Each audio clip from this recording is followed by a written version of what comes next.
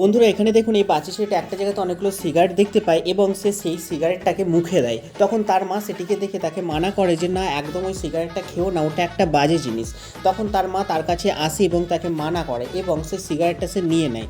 নিয়ে তার মাথায় একটি বুদ্ধি আসে। সে কী করে না, সিগারেটগুলোকে ছিঁড়ে ফেলে, ছিঁড়ে তার মধ্যে যে মশলাটা থাকে সে কী করে বার করে নেয়।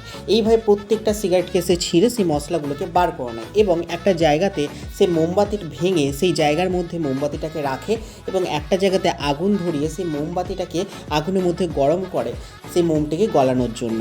তারপর সে একটি লেবু নেয়, লেবুর মধ্যে যে লেবুর ভাবটা থাকে সেটাকে তুলে ফেলে দিয়ে তার খোসাটাকে সে নিয়ে নেয়। তারপর সে কী করে না, ওই সিগারেটের মশলাগুলো সে লেবুর মধ্যে দেয় এবং যে মোমটাকে সে গলিয়েছিল সেইটা তার মধ্যে লেবুর মধ্যে ঢেলে দেয়। তারপর সে একটি সিগারেট নেয় এবং তাতে একটুখানি মোম দিয়ে সে একটা মোমবাতি তৈরি করে ফেলে। তারপর সে দেখুন ম্যাচিস দিয়ে মোমবাতিটাকে জ্বালানো, খুবই সুন্দরভাবে কিন্তু মোমবাতিটা জ্বলছে। তো এর এই অসাধারণ আইডিয়ার জন্য অবশ্যই একটি লাইক করবেন।